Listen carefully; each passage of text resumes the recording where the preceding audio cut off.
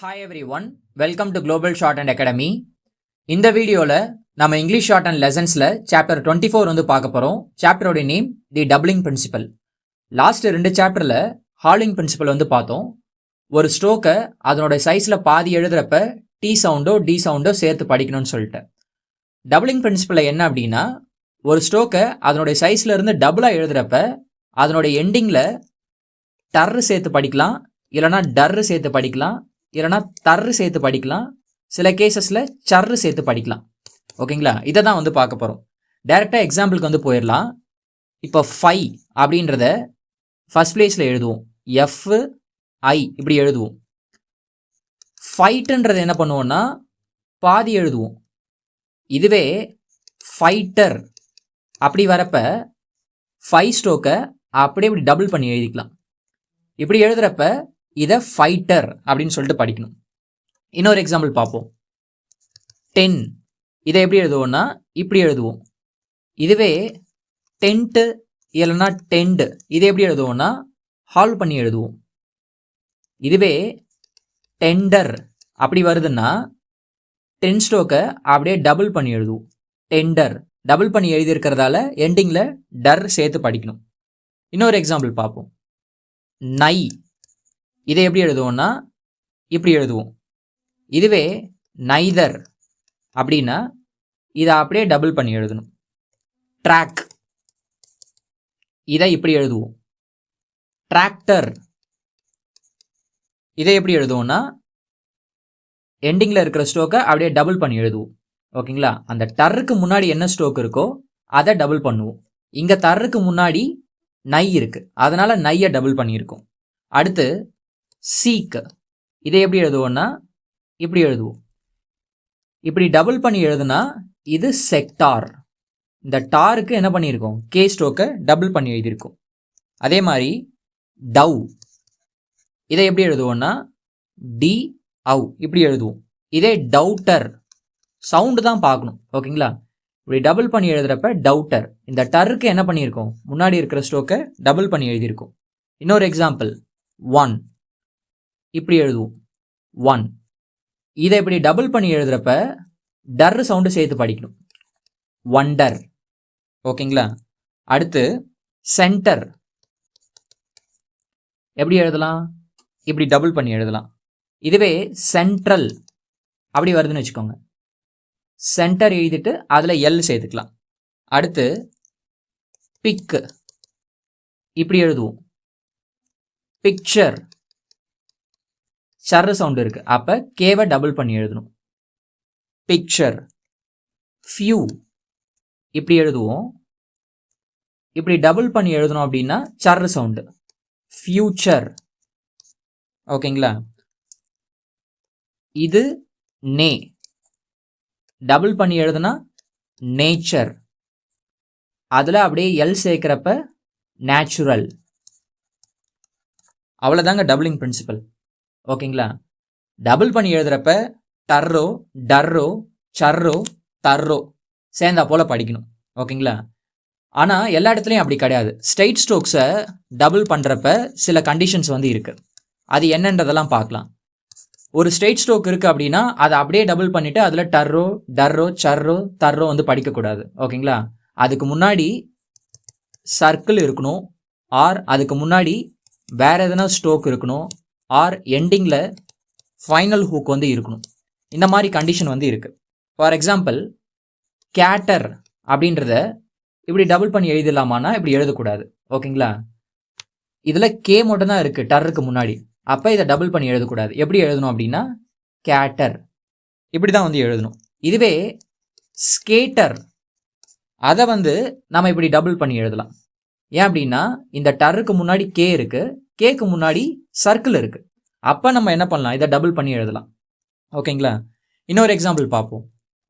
இப்போ பாட்டர் இதில் டர்ருக்கு முன்னாடி பி ஸ்ட்ரோக் இருக்கு, இப்படி டபுள் பண்ணி எழுதலாமான்னு கேட்டிங்கன்னா இப்படி எழுதக்கூடாது. எப்படி எழுதணும் அப்படின்னா பா டர் இப்படி தான் வந்து எழுதணும். ஓகேங்களா, நம்ம ரெகுலராக எழுதுகிற அந்த டர். ஓகே, இதுவே கேப்டர் அப்படி வருதுன்னு வச்சுக்கோங்க, டர்ருக்கு முன்னாடி பி இருக்கு, பிக்கு முன்னாடி கே இருக்கு, அதனால கே எழுதிட்டு பாவை எப்படி என்ன பண்ணிக்கலாம், டபுள் பண்ணிக்கலாம். கேப்டர் அப்படின்னு சொல்லிட்டு. அதே மாதிரி தான் வேடர். டருக்கு முன்னாடி வே மட்டும்தான் இருக்கு. இப்படி டபுள் பண்ணி எழுதலாமான்னு கேட்டிங்கன்னா எழுதக்கூடாது. ஓகேங்களா? வே டர் இப்படி நம்ம வந்து எழுதணும். இதுவே வண்டர், இந்த இடத்துல இப்படி டபுள் பண்ணி எழுதலாம். ஏன் அப்படின்னா டருக்கு முன்னாடி என் இருக்கு, எண்ணுக்கு முன்னாடி டபிள்யூ இருக்கு. அதனால என்ன பண்ணிக்கலாம்னா இப்படி டபுள் பண்ணி எழுதிக்கலாம். சிம்பிளா சொல்லணும் அப்படின்னா இந்த வேர்டில் ஃபைனல் லூப் வச்சு நம்ம வந்து எழுதியிருக்கோம், அதனால நம்ம வந்து டபுள் பண்ணி எழுதுறோம். ஓகேங்களா? வெறுமனே ஸ்ட்ரோக் இருந்தால் அதை வந்து டபுள் பண்ணக்கூடாது. அதுக்கு முன்னாடி சர்க்கிளோ இல்லைனா ஃபைனல் லூக்கோ இல்லைனா வேற எதுனா ஸ்ட்ரோக் இருக்கணும். ஓகேங்களா? அப்படி இருந்துச்சுன்னா மட்டும்தான் நம்ம வந்து டபுள் பண்ணணும். இன்னொரு எக்ஸாம்பிள் பார்ப்போம். இப்போ டாட்டர், இதில் டருக்கு முன்னாடி டா மட்டும்தான் இருக்கு. அப்போ இப்படி டபுள் பண்ணி எழுதலாமான்னு கேட்டிங்கன்னா டபுள் பண்ணி எழுதக்கூடாது. அப்போ டாட்டர் இப்படி தான் வந்து எழுதணும். இதுவே டவுட்டர், இந்த இடத்துல நம்ம இப்படி டபுள் பண்ணி எழுதலாம். ஏன் அப்படின்னா எண்டிங்கில் ஜாயிண்ட் டிப்தாங் வந்து இருக்கு. இந்த மாதிரி ஃபைனல் அட்டாச்மெண்ட்ஸ் இருந்துச்சு அப்படின்னா என்ன பண்ணலாம், டபுள் பண்ணி வந்து எழுதலாம். ஓகேங்களா? அடுத்து நம்ம வந்து பார்க்க போகிறது இம்பு இங்கு. இதை டபுள் பண்ணி எழுதுறப்ப எப்படி படிக்கணும்னு சொல்லிட்டு, இம்புன்றத நம்ம எம்மை அழுத்தி எழுதுவோம், இங்குன்றத எண்ணை நம்ம வந்து அழுத்தி எழுதுவோம். ஓகே, இப்படி இம்பை அழுத்தி டபுள் பண்ணி எழுதுறப்ப அதை வந்து இம்பர் இல்லைனா இம்பர் அப்படி வந்து படிக்கலாம். இங்க வந்து அழுத்தி டபுள் பண்ணி எழுதுறப்ப அதை இங்கர் இல்லைனா இங்கர் அப்படி வந்து படிக்கலாம். எக்ஸாம்பிளுக்கு நம்ம பம்ப், இதை எப்படி எழுதுவோம்னா பா எழுதிட்டு இம்பு எழுதிடுவோம், பம்ப் அப்படின்னு சொல்லிட்டு. இதுவே பம்பர் அப்படின்னு வரப்ப பா எழுதிட்டு இம்பை டபுள் பண்ணிக்கலாம், பம்பர். அதே மாதிரி தான் ஜம்ப், ஜா எழுதிட்டு இம்பு எழுதிடுவோம். இதுவே ஜம்பர்னு வரப்ப நம்ம வந்து எப்படி எழுதலாம்னா ஜா இம்பர் இப்படி வந்து டபுள் பண்ணி வந்து எழுதலாம். அடுத்து லிங்கர், எல்லு இங்க டபுள் பண்ணி எழுதிக்கலாம். அப்படி டபுள் பண்ணி எழுதுறப்ப அதில் ஆர் சவுண்டு சேர்த்து படிக்கணும், லிங்கர் அப்படின்னு சொல்லிட்டு. வெறுமனே இங்கர், இங்கு ஸ்ட்ரோக்கை அப்படியே டபுள் பண்ணி எழுதுறோம், இங்கர் அப்படின்னு சொல்லிட்டு. புரியுதுங்களா? இந்த மாதிரி இம்ப இங்க டபுள் பண்ணி எழுதுறப்ப அதில் ஆர் சவுண்டு படிக்கணும். எல்லா இடத்துலையுமே இம்பர்ன்றது இப்படி தான் டபுள் பண்ணி எழுதுவோமான்னு கேட்டிங்கன்னா இன்னொரு ஃபார்மும் இருக்குது, அதுவுமே வந்து ஈஸியாக ஜாயினுக்காக யூஸ் பண்ணிக்கலாம். இப்போ இம்புன்றது நம்ம இப்படி எழுதுவோம் சின்னதாக. ஓகே, இதனுடைய ஆரம்பத்தில் இனிஷியல் ஊக்கு ஆர்வுக்கு எழுதிக்கிட்டோம் அப்படின்னா இதுவுமே இம்பர் தான். ஓகே, மர்ற அப்படியே அழுத்தி எழுதியிருக்கிறது இதுவுமே இம்பர் தான். ஒரு சில இடத்துல இதை யூஸ் பண்ணுவோம், ஒரு சில இடத்துல வந்து இதை யூஸ் பண்ணுவோம். இதை எங்கே யூஸ் பண்ணுறது, இதை எங்கே யூஸ் பண்ணுறது அப்படின்றத நம்ம வந்து பார்க்க போகிறோம். பெரும்பாலும் நம்ம வந்து இதை தான் யூஸ் பண்ணுவோம், டபுளிங் தான். ஆனால் கீழே இருந்து மேலே எழுதுகிற ஸ்ட்ரோக்கு அப் ஸ்ட்ரோக்குன்னு சொல்லுவோம். இல்லைனா கேக்கு அடுத்து இம்பரோ இல்லைனா இம்பரோ வருது அப்படின்னா நாம் வந்து இந்த மர்ரு இதை அழுத்தி எழுதுவோம் இல்லையா, இந்த ஃபார்ம் நம்ம வந்து யூஸ் பண்ணுவோம், அதாவது ஹூக்டு ஃபார்ம். எக்ஸாம்பிளுக்கு இப்போ டேம்பர், இதுக்கு டா எழுதிட்டு இம்பை டபுள் பண்ணிக்குவோம், டேம்பர் அப்படின்னு சொல்லிட்டு. இதுவே ஹம்பர் அப்படின்னு வரப்ப ஹா இப்படி எழுதிட்டு இம்பருக்கு இம்பை டபுள் பண்ணாமல் இந்த ஹூக்டு ஃபார்ம் வந்து யூஸ் பண்ணுவோம். இது எழுதுறதுக்கு வந்து ஈஸியாக இருக்கும். ஓகேங்களா? அதே மாதிரி தான் சாம்பர், சா இம்பர் இப்படி வந்து யூஸ் பண்ணுவோம். இதுவே கம்பர் அப்படி வரப்ப கா எழுதிட்டு இம்பர் இந்த ஹூக்டு ஃபார்ம் வந்து யூஸ் பண்ணுவோம். ஓகே, அப்ஸ்ட்ரோக்கு அதுக்கப்புறமா கே அடுத்து இம்பரோ இல்லைனா இம்பரோ வந்துச்சு அப்படின்னா நம்ம ஹூக்டு ஃபார்ம் யூஸ் பண்ணுவோம். இதுதான் நம்ம வந்து ஞாபகம் வச்சுக்க வேண்டியது. ஓகேங்களா? அடுத்து இங்கர் இல்லைனா இங்கர், இதை எப்படி எழுதுறதுன்றதை பார்க்க போகிறோம். இங்குன்றத நாம் இப்படி எழுதுவோம், கரெக்டுங்களா? இங்கர் இல்லைனா இங்கர்ன்றத இங்க இப்படி டபுள் பண்ணி எழுதலாம் அப்படின்றத நம்ம முன்னாடி பார்த்தோம். இன்னொரு ஃபார்மும் இருக்குது, ஹூக்டு ஃபார்ம். இங்கரோ இல்லைனா இங்கரோ வந்துச்சு அப்படின்னா நம்ம வந்து இங்கில் ஆர் ஹூக் வந்து போட்டுக்கலாம், இனிஷியல் ஆர் ஹூக்கு. இப்போ இதை எங்கே யூஸ் பண்ணுறது, இதை எங்கே யூஸ் பண்ணுறது அப்படி தான் வந்து பார்க்க போகிறோம். ஓகே, இந்த டபுளிங் ஃபார்ம் எங்கே யூஸ் பண்ணுவோம் அப்படின்னா இனிஷியலாக இங்கர் சவுண்டு வந்துச்சுன்னா யூஸ் பண்ணுவோம். எக்ஸாம்பிளுக்கு ஆங்கரேஜ், இந்த இடத்துல ஆங்கர் இப்படி இங்கரை டபுள் பண்ணிக்கலாம், இஜ் இப்படி வந்து எழுதிடலாம், ஆங்கரேஜ். அதே மாதிரி இனிஷியலாக சர்க்கிள் வந்துச்சு அப்படின்னா சிங்கர், இதில் இங்கர் சவுண்டுக்கு முன்னாடி எஸ் இருக்கு, அப்போ நம்ம சர்க்கிள் போட்டு இப்படி காமிச்சிக்கலாம், சிங்கர். ஓகே, இங்கே அப்படி அழுத்தி காமிக்கணும். இல்லைனா அப்ஸ்ட்ரோக்கு, எக்ஸாம்பிளுக்கு ஹங்கர். அப்ஸ்ட்ரோக் அப்படின்னா கீழே இருந்து மேலே போகிறது, ஹா இங்கர். இப்படி எழுதுறது ஈஸியாக இருக்கும். ஓகே, மற்ற எல்லா இடத்துலையுமே ஹூக்கடு ஃபார்ம் வந்து யூஸ் பண்ணியிருப்பாங்க. எக்ஸாம்பிளுக்கு ட்ரிங்கர், இங்கே டர் எழுதிட்டு இங்கர் இதை யூஸ் பண்ணியிருப்பாங்க ஹூக்கடு ஃபார்ம். பிங்கர், பி ஸ்ட்ரோக் எழுதிட்டு Inger, finger. Canker, can stroke எழுதிட்டு இங்கர், கேன்கர். இப்படி வந்து எழுதணும். ஓகேங்களா?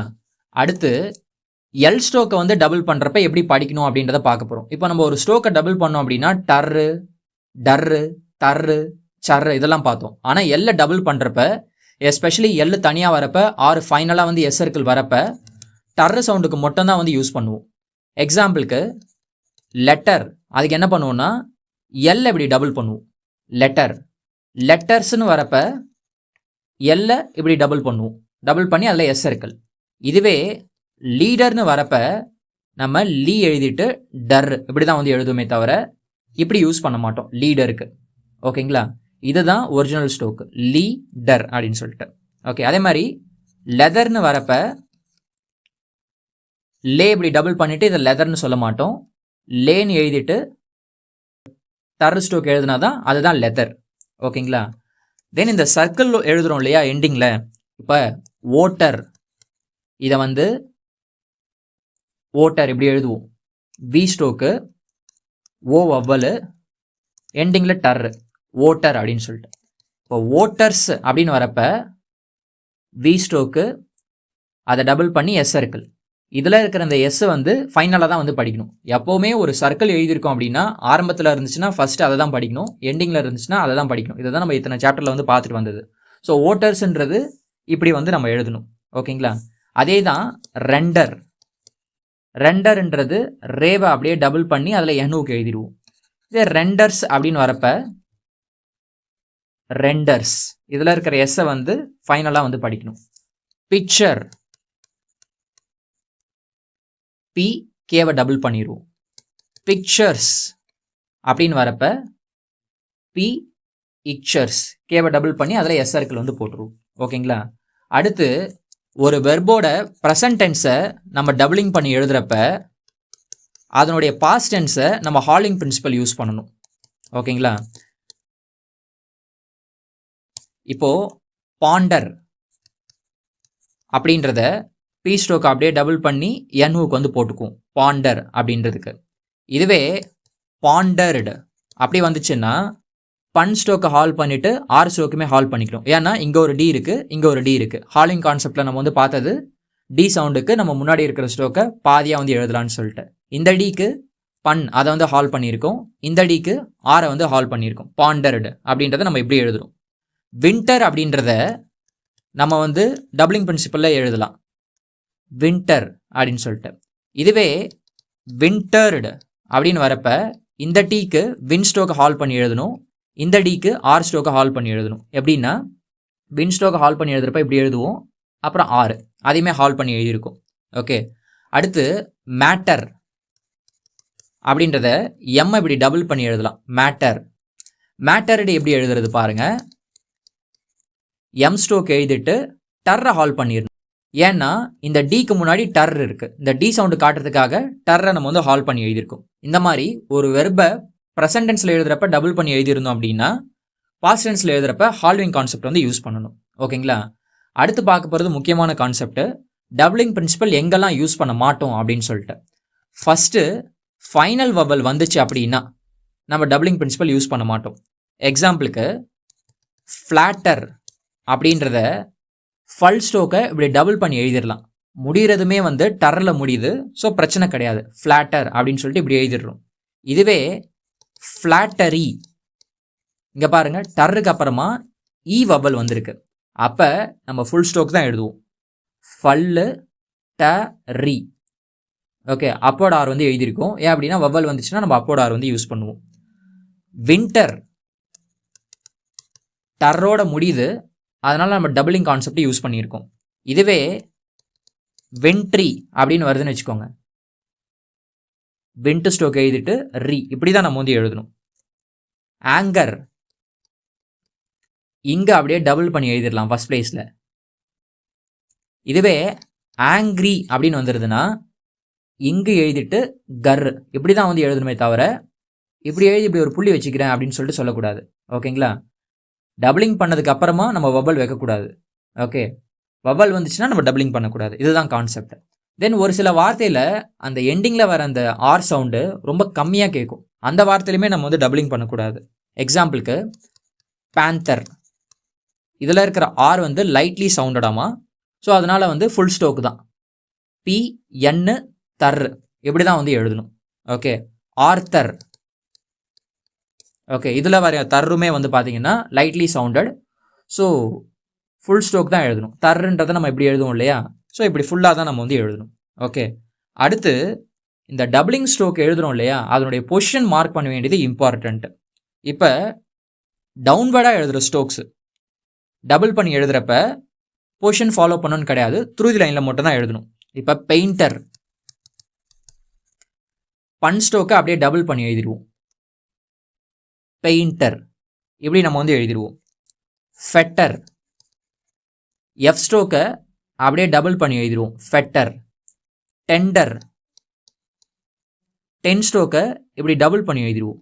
இந்த மாதிரி கீழ்நோக்கி எழுதுகிற ஸ்ட்ரோக்ஸ், டவுன் ஸ்ட்ரோக்ஸை த்ரூ தி லைனில் எழுதிடுவோம். இதுவே ஹாரிசாண்டல் ஸ்ட்ரோக்ஸ் அதை டபுள் பண்ணி எழுதுறப்ப ஃபர்ஸ்ட் பிளேஸு செகண்ட் பிளேஸ் கரெக்டாக ஃபாலோ பண்ணணும். இப்போ எக்ஸாம்பிளுக்கு மேட்டர், இதை வந்து ஃபர்ஸ்ட் பிளேஸில் எழுதணும் மேட்டர் அப்படின்னு சொல்லிட்டு. இதுவே மோட்டார் அப்படி வருதுன்னு வச்சுக்கோங்க, செகண்ட் பிளேஸில் இப்படி எழுதணும். மீட்டர் அப்படி வந்துச்சுனாலுமே இ வவல் இருக்கு, இதை த்ரூ தி லைனில் எழுத முடியாது, அதனால செகண்ட் பிளேஸில் தான் எழுதுவோம் மீட்டர் அப்படின்னு சொல்லிட்டு. ஹாரிசாண்டல் ஸ்ட்ரோக்ஸ் டபுளிங் பண்ணுறப்ப ஃபர்ஸ்ட் பிளேஸ் செகண்ட் பிளேஸ் மட்டும்தான், தேர்ட் பிளேஸ் வந்துச்சுனாலும் அது செகண்ட் பிளேஸில் தான் வந்து எழுதுவோம். இதுவே அப் ஸ்ட்ரோக்ஸ் இருக்குங்க இல்லையா, கீழே இருந்து மேலே எழுதுறது, இது வந்து கரெக்டாக பொசிஷன் வந்து ஃபாலோ பண்ணணும். இப்போ லாய்டர், இதில் ஓய் அந்த வபல் வந்து இருக்கு, ஓய்ன்றது ஃபர்ஸ்ட் பிளேஸ் வபல், அதனால எல்லை டபுள் பண்ணி அந்த வபல் வச்சிடும், ஓய் அந்த வபல் வந்து வச்சிடும். இதுவே ரெண்டர், இது வந்து ஏ வபல் இருக்கு, அதனால ஆன் தி லைனில் நம்ம வந்து எழுதணும். இது அப் ஸ்ட்ரோக்கு, ஆன் தி லைனில் நம்ம இப்படி வந்து எழுதணும். ஓகேங்களா, த்ரூ தி லைனில் எழுதக்கூடாது. இதுவே ஹிண்டர், இதில் இ வபல் இருக்கு, அதனால இதை நம்ம வந்து என்ன பண்ணுறோம் அப்படின்னா த்ரூ தி லைனில் எழுதுறோம் ஹிண்டர் அப்படின்னு சொல்லிட்டு. ஓகேங்களா, அப் ஸ்ட்ரோக்காக இருந்துச்சுன்னா பொசிஷன் கரெக்டாக ஃபாலோ பண்ணும். ஹாரிசாண்டல் ஸ்ட்ரோக்காக இருந்துச்சுன்னா first place second place. Downward ஸ்ட்ரோக்காக இருந்துச்சு அப்படின்னா பொசிஷன் ஃபாலோ பண்ணணும்னு அவசியம் கிடையாது, எல்லாத்தையுமே வந்து த்ரூ தி லைனில் எழுதுறது தான் கரெக்டாக வந்து இருக்கும். ஓகேங்களா, அடுத்து நம்ம வந்து பார்க்க போகிறது ஃப்ரேசியோகிராஃபியில் டபுளிங் பிரின்சிபல் யூஸ் பண்ணி சிலதை வந்து ஷார்ட்டாக எழுதலாம். அது என்னென்ன அப்படின்னு சொல்லிட்டு பார்ப்போம். இப்போ நம்ம நார்மலாக இன்னன்றதை எப்படி எழுதுவோம்னா ஃபர்ஸ்ட் பிளேஸில் என் எழுதுவோம். இப்படி டபுள் பண்ணி எழுதுறப்ப இன்னு கூட டயர் இதையுமே வந்து சேர்த்துக்கணும், டயர். ஓகேங்களா, அதே மாதிரி ஐ நோ அப்படின்றத நம்ம இப்படி எழுதுவோம். இதுவே ஐ நோ தேர் அப்படி வருது அப்படின்னா ஐ எழுதிட்டு நோவை அப்படியே டபுள் பண்ணிக்கிறோம், ஐ நோ தேர். அதில் எஸ் சர்க்கிள் போடுறப்ப ஐ நோ தேர் இஸ். இந்த மாதிரி டபுள் பண்ணி எழுதுறப்ப தேரோ இல்லைனா தயரோ சேர்ந்தா போல வந்து படிக்கணும். ஓகேங்களா, இன்னொரு எக்ஸாம்பிள் பார்ப்போம். இப்படி எழுதுனா அது டேக், அதையே டபுள் பண்ணி எழுதுறப்ப take their, take their way, way stroke எழுதியிருக்கிறதால. அடுத்து ஐ கேன் பி அப்படின்றத நம்ம இப்படி எழுதுவோம். இதுவே அந்த பி ஸ்ட்ரோக்கை நம்ம டபுள் பண்ணுறோன்னு வச்சுக்கோங்க, எண்டிங்கில் வர்றது ஐ கேன் பி தேர். தேருக்கு முன்னாடி நம்மளுக்கு பி இருக்கு, ஸோ பியை வந்து என்ன பண்ணியிருக்கோம், நம்ம டபுள் பண்ணி எழுதியிருக்கோம். அடுத்து ஹேஸ் டு பி, இதை எப்படி எழுதுவோம்னா எஸ் டு பி, இப்படி நம்ம வந்து எழுதுவோம் ஹேஸ் டு பி. இதுவே ஹேஸ் டு பி தேர் அப்படி வருதுன்னா தேருக்கு முன்னாடி பி இருக்கு, அப்போ பியை வந்து நம்ம டபுள் பண்ணி எழுதணும். ஹேஸ் டு பி தேர் இப்படி வந்து எழுதணும். அடுத்து அப்பான், இதை வந்து பன் ஸ்ட்ரோக்கை செகண்ட் பிளேஸில் எழுதுவோம் அப்பான் அப்படின்னு சொல்லிட்டு. இதுவே அப்பான் தயர், தயருக்கு முன்னாடி அப்பான் இருக்குது, அப்போ அப்பானை இப்படி டபுள் பண்ணி எழுதிடணும். அப்பான் தயர்ன்றதை இப்படி டபுள் பண்ணி எழுதிடணும். ஓகேங்களா? இப்படி ஃப்ரேசோகிராஃபியில் டபுளிங் பிரின்சிபல் கான்செப்ட் யூஸ் பண்ணி தேர் தயர் அதுக்கு வந்து எழுதலாம். ஓகே, இதோட இந்த சாப்டர் வந்து முடியுது. ப்ராக்டிஸ் பண்ணுறதுக்கு எக்ஸசைசஸ் 91 and 92 கொடுத்துருக்குறாங்க. இதில் இருக்கிற ஒவ்வொரு வார்த்தைகளுமே 3 to 5 லைன்ஸ் வந்து எழுதி பாருங்கள். ஓகேங்களா? டபுளிங் கான்செப்ட் புரிஞ்சு இந்த வார்த்தைகளை வந்து ப்ராக்டிஸ் பண்ணுங்கள். அடுத்த வீடியோவில் இந்த சாப்டருக்கான கிராமர் லாக்ஸ் வந்து பார்ப்போம். ஓகேங்களா? தேங்க்யூ.